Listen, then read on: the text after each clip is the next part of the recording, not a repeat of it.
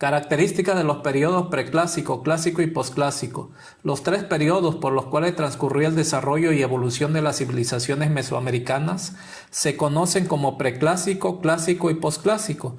Cada uno de ellos trajo para el mundo antiguo nuevos conocimientos y prácticas que fructificaron en el estatus social, cultural, político, religioso y geográfico. Técnicas agrícolas, producción de utensilios para realizar múltiples tareas, edificaciones de centros comerciales y otras construcciones, la adopción de creencias y prácticas religiosas y la implementación de modelos de gobierno para los habitantes son algunas de las aportaciones que dejaron las civilizaciones y generaciones venideras. Vamos a empezar por el periodo preclásico. Este periodo preclásico se divide en preclásico inferior, temprano, preclásico medio y lo que es el preclásico inferior. Entonces, vamos a empezar por el periodo preclásico inferior o temprano, que comprende del año 2300 al 1000 antes de Cristo. Se encuentra definido por la práctica de la agricultura, crecimiento de las poblaciones, las esculturas simbólicas, la edificación de pirámides y el juego de pelota. Estos elementos serían las mayores aportaciones del periodo preclásico. Vuelvo a repetir nuevamente, el periodo preclásico comprende del año 2300 al 1000 antes de Cristo. Con la consolidación de la agricultura, la actividad principal de la subsistencia de este periodo, lo que anteriormente estas personas de este periodo eran nómadas, se volvieron sedentarios después del año 2300 a.C. Esto ocasionó el rápido crecimiento de los pobladores y la expansión de asentamientos humanos. Una de las regiones más importantes de este periodo se encontraba en la zona del altiplano central de Mesoamérica, lo que comprenden los valles de México, Cuernavaca, Puebla y sur del Estado de México, a partir del año 1700 a.C. Durante el preclásico inferior o temprano se da inicio la producción de cerámica en ollas, platos, vasijas. Además, se da manifiesto del culto a los muertos por figuras con semejanza humana, enterradas en lugares sagrados. Periodo clásico medio, que va del año 1000 al 600 a.C. Para el clásico medio, la técnica de la cerámica se perfeccionó y además se elaboraban sellos y contenedores de pintura corporal. Las habilidades textiles en la elaboración de telas con fibras de algodón y maguey se presentaron también en esta época. Además, el avance en sus sistemas de producción fue notorio. Se construyeron canales, terrazas, represas y otros métodos de control del agua. La especialización del trabajo y el trueque de artículos entre diferentes regiones se hizo con mayor frecuencia, propiciando el intercambio principalmente de materias primas, con los que los pueblos se apoyaban mutuamente. Destaca en este caso la cultura olmeca de los años 1000 al 600 a.C., como la cultura del preclásico medio, debido a su manera de organizar y llevar a cabo sus actividades agrícolas y de escultura, logrando marcar un punto de referencia para otras civilizaciones posteriores. En un principio se ubicaron en zonas de los actuales estados de Veracruz y Tabasco, posteriormente en la meseta de Puebla. Preclásico superior, que va del año 600 a.C. al siglo I después de Cristo. Para finales del horizonte, el preclásico superior, aparecieron las esculturas de piedra, las zonas sedentarias tuvieron su mayor crecimiento de población y hubo una mejor organización política y social. Es evidente también que en este periodo las construcciones de bases como los levantamientos en Tlapacoyan, Valle de México y Totimehuacán, lo que es Puebla. Es importante mencionar que a mediados de esta etapa se desarrollaron las primeras vías de comunicación para el comercio, lo que provocó que se expandiera aún más. Asimismo, se perfeccionó la medición del tiempo y los sistemas de escritura y numeración. Conforme aumentó la población, se comenzaron a dar negociaciones por los recursos locales, así como por la forma de gobierno con la cual se regirían, organizarían las cooperativas de cultivo para la centralización de autoridades. Características de la cultura olmeca. Como civilización del preclásico, la importancia del pueblo olmeca y sus culturas es resultado de su antigüedad que se remonta al menos hasta el siglo XV a.C., lo que ha ganado el título de cultura madre en Mesoamérica. También por esta razón se reconoce la gran influencia que tuvo sobre las culturas que le siguieron. Las principales características de la cultura olmeca: organización política. Tenían un gobierno de tipo teocrático, es decir, en torno a un dios. El gobernante principal era un sacerdote, la llamada casta chamánica.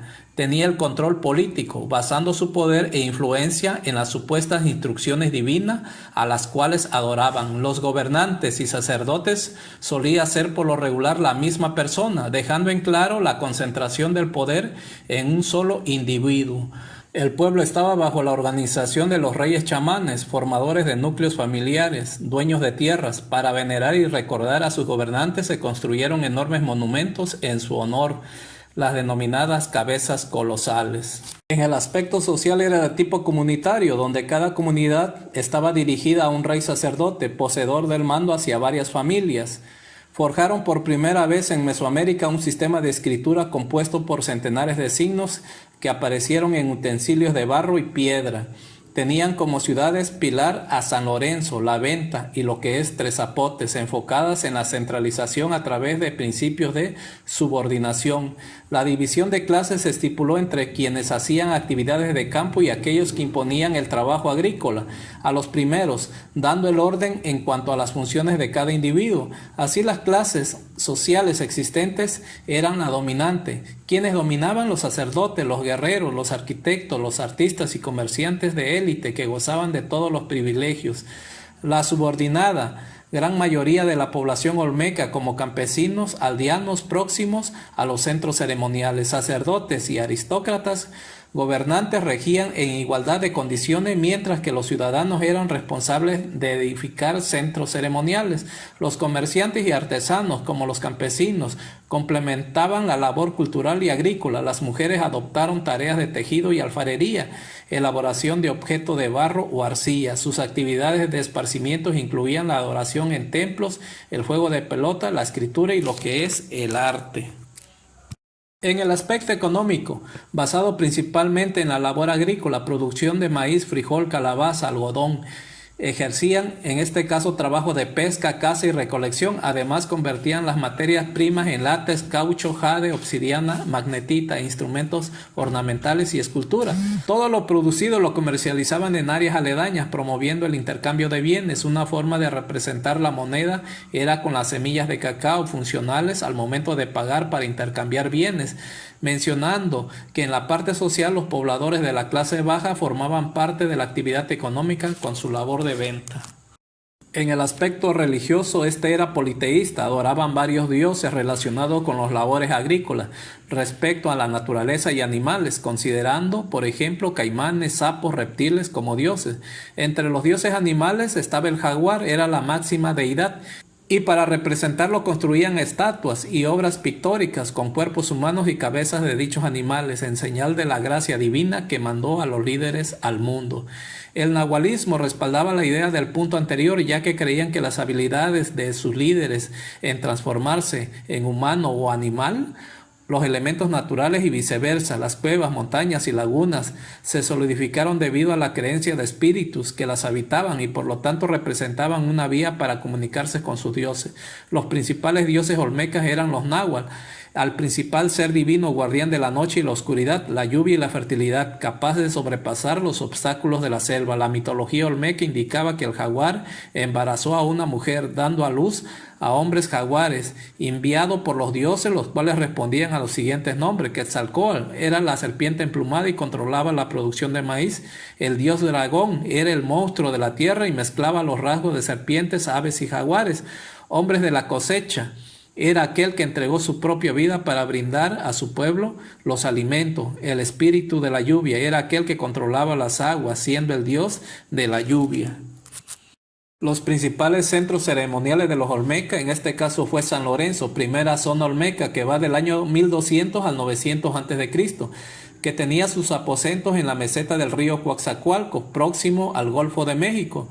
Su edificación se dio a 50 metros de altura sobre la llanura y gracias a sus planicies aluviales gozó de bonanza en la producción maicera. Al fin, este centro recayó en cuestiones sociales, cambios ambientales y movimientos tectónicos. Otro centro es La Venta.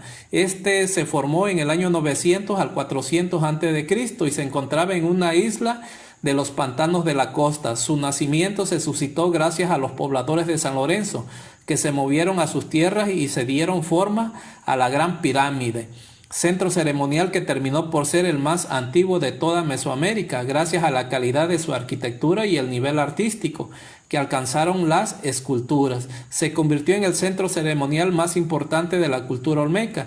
Y por último tenemos Tres Zapotes, con su mayor periodo de actividad a la par que La Venta.